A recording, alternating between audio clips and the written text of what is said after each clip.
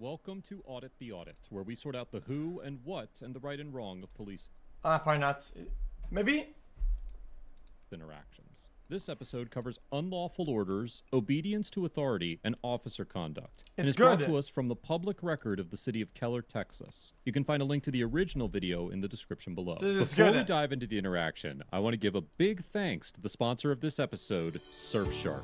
We all know that VP and even on recommend watching to the end so that you can leave this episode fully informed of the legal and psychological nuance surrounding this encounter. 320, go ahead and send me a unit when you got available. Hey, roll your window back down. What's up? My name is Sergeant Schmont, the Kell Police Department. The reasons being stopped today, you made a wide right turn when you turned from 1709 to 377. And the reason why you're rolling your window up when I walk up to this car, No, sir. you've been driving it down for the past mile. I just rolled it up. All right, step out of the car for me. Wait, he did what? 377. And the reason why you're rolling your window up when I walk up to this car, No, sir. you've been driving it down for the past mile. I just rolled it up. All right, step out of the car for me. Step out. Do not shut that window. Open it now. Step out. Right here. Face that direction. Jesus. Face that direction. Put your hands right here behind your back. Don't move. Do you understand? Why are you acting so suspicious? Because I'm scared. Well, you're rolling your window up when I'm walking up on scene for a routine traffic stop. Ain't nothing going on. You roll your window up. What does that look like to me? I mean, I'm just rolling it up because it's for my safety. For your safety. Yeah.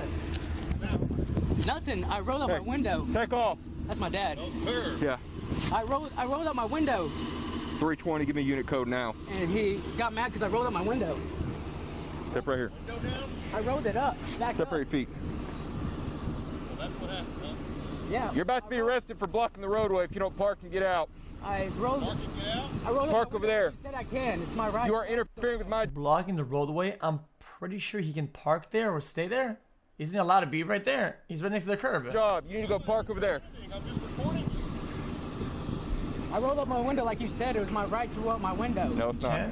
Sergeant Shamanik tells Mr. Puente that he does not have a right Oh, to Nicole, roll up this his is window good. during a traffic stop, but there are no laws that specifically forbid doing so. Although citizens are well within their rights to roll up their window during a traffic stop, doing so will likely result in being extracted from the vehicle. In the 1977 Supreme Court case of Pennsylvania versus Mims, the court held that officers may order the driver of a stopped vehicle to exit the vehicle if they have been lawfully detained. The court reasoned that an officer's order to exit the vehicle constituted a minimal intrusion into the liberty of the detained citizen, and the safety offered to an officer by such an order far outweighed the potential inconvenience to the detainee. As noted by the court, I can quote, see "What is that. at most a mere inconvenience cannot prevail when balanced against legitimate concerns for the officer's safety." Okay.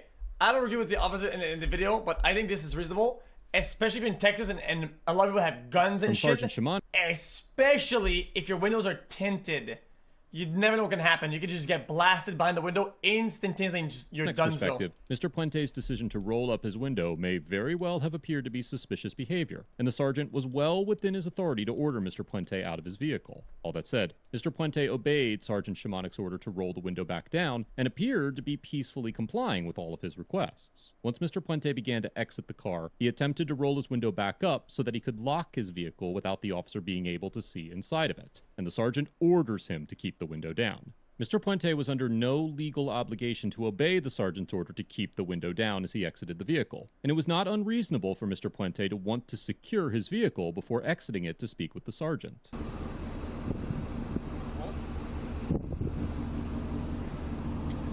.320, got in the back up and route. Do you have any weapons on you? No, sir.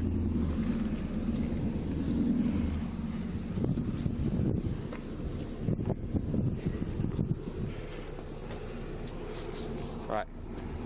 Is your ID in your wallet? Yes, sir. Why on earth are you acting like this? I'm just nervous, man. Look, Okay, I'm it was a sorry. routine traffic stop, all right? Yes. I've never met you before. Yes, I know. And then the first thing you do is you roll up your window like that, I thought okay? it was allowed, so we can roll up my window and hand What- out my license to you. How do you think it would look to me if you're rolling up your window when you walk up? I guess suspicious a little bit. Suspicious. It looks like a Here, window Mr. going up. Puente admits I think. that his actions may have appeared suspicious after being questioned by Sergeant Shimonik, and perfectly demonstrates why the right to remain silent is such an important aspect of police interactions. The factors associated with Mr. Puente's admission extend far beyond the legal system and stem largely from the psychological elements at play whenever an individual interacts with an authority figure. One of the most famous studies of obedience in psychology was carried out in 1961 by the renowned Yale psychologist Stanley Milgram. Yes. Mr. Milgram wanted to investigate whether Germans were particularly obedient to authority figures, as this was a common explanation for, and they drew lots to find out who would be the learner and who would be the teacher. However, the drawing process was fixed so that the participant would always assume the role of the teacher, and the learners were actually aware of the study and merely pretending to be a participant. The teacher and the learner were then taken into separate rooms that were directly across from one another, and the teacher was informed that the learner was outfitted with electrodes that would deliver a shock whenever activated by the generator being controlled by I can't. outfitted Please. rooms that were directly across from one another, and the teacher was informed that the learner was outfitted with electrodes that would deliver a shock whenever activated by the generator being controlled by the teacher. The learner was tasked with learning a list of paired words, and whenever the learner gave a wrong answer, the teacher was instructed by the experimenter to deliver a shock. With each wrong answer, the intensity of the shock increased, with the scale of the shock eventually reaching a fatal level. In reality, the learner was merely pretending to be shocked from the other room, and was instructed to give mostly wrong answers. Eventually, the learner would stop responding altogether, but the experimenter pressed the teacher to continue shocking the learner in the absence of an answer. When the study was concluded, 2/3 of the teachers had continued to shock the learner to the highest level of 450 volts, and all the participants continued to 300 volts. The results of this study demonstrated that ordinary people are extremely likely to follow the orders of authority figures, even to the extent of killing an innocent human being. Obedience to authority plays a role in every police interaction, and Mr. Puente likely felt that answering Sergeant Shimonik's questions was required of him. It is safe to assume that Mr. Puente only agreed with the sergeant to avoid the consequences of not agreeing, and this is a classic example of how obedience is taken advantage of by members of law enforcement. Although I highly doubt that the sergeant was aware of the psychological aspects at play and maliciously took advantage of them, this part of the encounter demonstrates both a dire need to educate officers on the psychology of detainees and the need to educate citizens on their right to remain silent. As Sergeant Shimonik was questioning Mr. Puente's father, Marco Puente, walks to the sidewalk opposite of the interaction and continues filming his son's interaction. So, Which is it's even more fine. suspicious, right? You've been cruising. It's a hot day. You've been cruising right with your window down. Yes, sir. And the first thing I do when I walk up is you roll your window up. Yes, sir. Then I say, step out of the car, and then you proceed to roll your window up all the way, and I can I no was longer told see you. I can roll my window and then shut the door and lock it. That's By what who? I was told. By who? My dad. Okay. By the law, the government. Okay. When you're doing that, you're taking away. I can't see anything. Apart from the fact it's rude. It's rude, is it not? I'm trying to have a Yes. conversation with you. You roll up the window, we and get it, bro. I'm trying to do my job, and now you're taking away. Just watch him. Yep. Better yet, arrest him. For blocking the roadway. What? Yep. Sergeant Shimonik orders Officer Ankit Tomer to arrest Mr. Marco for obstructing the roadway, and Officer Tomer unquestioningly complies. Texas Penal Code 42.03 criminalizes the act of intentionally, knowingly, or recklessly obstructing a public street, or disobeying a reasonable request or order to move issued by a member of law enforcement. Unlike many states, Texas officers have been afforded the authority to arrest citizens for petty crimes that carry no jail time, such as traffic infractions. In the 2001 Supreme Court case of Atwater versus City of Lago Vista, the court held that a citizen's Fourth Amendment rights are not violated when the subject Texas is arrested just for driving without a seatbelt, and that such an arrest for a misdemeanor that is punishable only by a fine does not constitute an unreasonable seizure under the Fourth Amendment. This ruling authorized officers to make a custodial arrest of a citizen without balancing costs and benefits or determining whether the arrest was necessary. There are only 3 motor vehicle offenses that Texas officers cannot effectuate an arrest under: speeding, open container violations, and texting while driving, which, What? ironically enough, are also the top 3 causes of car accidents in the U.S. The The Atwater ruling opened the floodgates for malicious What? and unnecessary arrests. And according to a 2019 study conducted by order of the Sandra Bland Act of 2017, more than 45,000 Texas drivers were arrested at traffic stops for Class C misdemeanors in 2018 alone. If Mr. Marco had been Wait, he said what? How? Act of 2017, more than 45,000 Texas drivers were arrested at traffic stops for Class C misdemeanors in 2018 alone. If Mr. Marco had been legitimately violating Code 42.03, then Sergeant Shimonik would have been within his authority to arrest him. We will discuss whether or not Mr. Marco actually violated the code in a moment. I wish I didn't know the number, but the ratio of how many traffic stops to arrest while doing a traffic stop. But the point of this section is to highlight the fact that Texas officers have nearly unfettered authority to arrest citizens for any violation, no matter how trivial or victimless that violation may be. After ordering Officer Tomer to arrest Mr. Marco, Sergeant Shimonik orders Mr. Puente to sit on the curb while he assists Officer Tomer. When the sergeant approaches Mr. Marco and grabs his arm, a small scuffle breaks out, which results in Mr. Marco being thrown to the ground, maced, and arrested. Once the officers place Mr. Marco into the back of a patrol car, Sergeant Shimonik relays his version of events to a fellow officer. Let's compare the sergeant's story to what actually took place. So, kid's acting nervous as can be. I said, buddy, step out of the car. He proceeds to roll out the car, and I thought he was going to drive off on me. Pull the door open, he steps out, no issue. I had to go to detain him. Dad is cruising down the road, stops in the middle of the road. I said, you leave. You leave, you leave. He's feeding son. No, this is neighbor who lives over here. He's feeding son, telling him what to do. Step right here. I rolled it up. Step right your feet. Well, that's what happened, huh? And I said, no, sir, you need to leave. I said, sir, if you don't leave, I said, you're going to be detained for blocking the roadway here. Yeah. You're about to be arrested for blocking the roadway if you don't park and get out. And so then he proceeds to back up all the way, parks over there, and he walks up into my scene multiple times. I said, you're done, you're under arrest. You know what I don't like about this though, is that We're going to take him into custody for the track file. I feel like you could screen candidates that try to become police officers who are more prone to become to do abuse of power or stretch their thing whenever they get mauled, whatever, right? To get what they want. I feel like it'd be pretty easy to screen them out. Yet, I mean, I feel like it happens so often. Interference, and he resisted, so he got sprayed. We're taken to the ground. He came out down there. He's videoing us, and now I guess we got family members here. As you can see, the sergeant's version of events are a far stretch from what actually happened, and the sergeant's police report was filled with similar inaccuracies. Why? In the report, Sergeant Shimonik... Because the job description, I feel like, is like serve and protect, and then also, you know, you're a peace officer. When you're trying to pull it your way to get what you want, not the law or the whatever, right? You're doing the exact opposite. You're serving yourself when it's the irony of the job because you're serving others and it doesn't make sense. That Mr. Marco approached him from behind.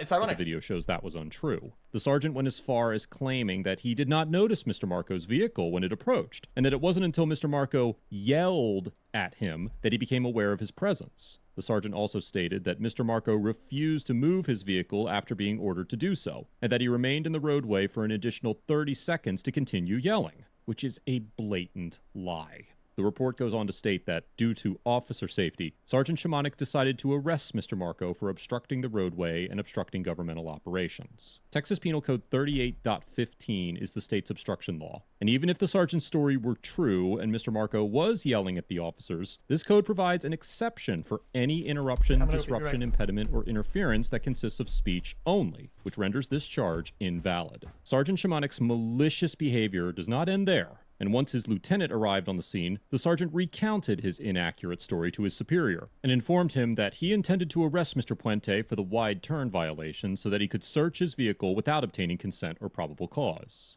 Kid right now is only detained. He's sitting in the back of my car. We've had a very lengthy conversation. He's been reasonable. I'm quite certain there's narcotics in the car, so I think I'm going to arrest him for the wide right turn. He's got a history of narcotics. He was telling me, give me all sorts of clues. So I think I'm going to arrest him for the wide right turn. The lieutenant authorizes Sergeant Shimonik to arrest Mr. Puente, and the sergeant searches the vehicle but does not find any drugs or weapons. Mr. Puente was taken to jail, and his vehicle was towed. Following the encounter, the Keller Police Department launched a proactive internal investigation into the incident and eventually released the full body and dashcam footage along with all the paperwork from the investigation. The investigation resulted in Sergeant Shimonik being demoted to a patrol officer, with the opportunity to reapply for his sergeant position in 1 year. Officer Tomer did not face any disciplinary action. All charges against Mr. Marco were dropped, and all of the fines and fees associated with his arrest were refunded. Mr. Marco has filed a federal lawsuit against Officer Shimonik and Officer Tomer, which prompted Keller Police Chief Brad Fortune to personally apologize to Mr. Marco and admit that his officers were wrong. According to the New York Times, Mr. Marco accepted the chief's apology as a nice gesture, but also stated that he believed more needed to be done to hold the police accountable. The executive director of the Texas Municipal Police Association, Kevin Lawrence, told the New York Times that a lawyer with the association was monitoring the lawsuit against Officers Shimonik and Tomer, but the group does not represent the Keller Police Department or have a lawyer involved in the litigation,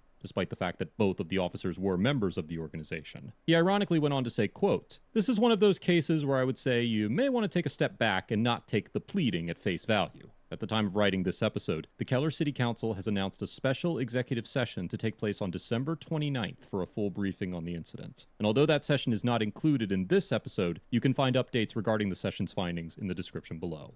Overall, Officer Shimonik, Officer Tomer, and the Keller Police Department get an F for arresting Mr. Marco when he committed no crimes, arresting Mr. Puente for no other reason than to search his vehicle, and for escalating what could have been a routine traffic stop into a physical altercation. Officer Shimonik abused the philosophy of officer safety and exercised poor discretion throughout the entirety of this interaction. Nothing he did during this encounter advanced the safety of his community, and much of his decision-making can be linked to his inflated ego and his efforts to justify his actions. Although officer safety is a legitimate concern during any police encounter, it should never be used to justify misconduct. And this type of behavior only serves to erode the public's trust in law enforcement and make it more difficult for other officers to legitimately justify their actions in the name of officer safety. The most troubling aspect of this encounter is the department's response to the officer's conduct. Much like the Revere Police Department's response to misconduct that I covered last week, the KPD's decision to demote Officer Shimonik rather than firing him conveys the message that officers who commit blatant acts of misconduct will be allowed to continue serving in their official capacity. And there's absolutely no justice in this decision. The internal affairs investigation resulted in nothing more than a PR stunt, and I struggle to see any option for justice other than Officer Shimonik's termination. If departments continue to perpetuate the notion that officers have the highest job security in America, then progress toward addressing the issues facing the American policing system will be significantly dampened, even more than they already are by nonsensical court rulings like the Atwood case. There is no excuse for Officer Shimonik's conduct or the department's lackluster response to that conduct. And it will be interesting to see how the Keller City Council handles this situation.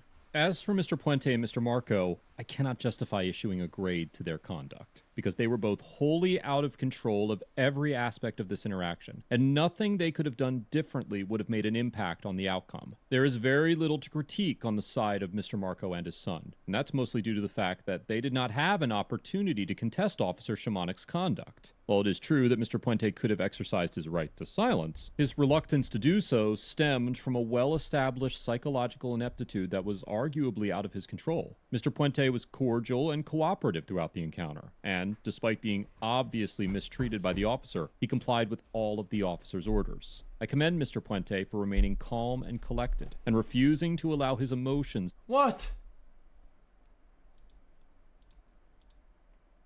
F-wave. to What the fuck is dictate the outcome F-wave, of this bitch? encounter. Mr. Marco also deserves recognition for having the awareness to begin filming this interaction and not allowing Officer Shimonik to intimidate him or What is F-wave, man?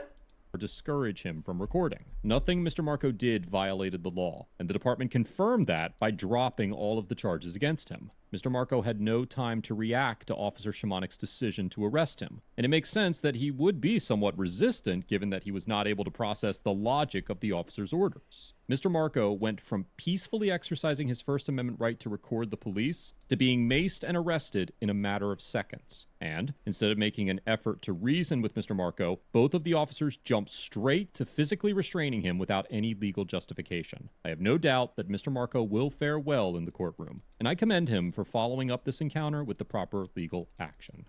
John Lang here, the creator of Audit the Audit. If you've made it to the end of this episode, I would like to extend my personal thanks for taking the time to absorb all of the information surrounding this. Wait, this guy makes the video, but the other guy comments and the rates it? I don't get it. How does that work?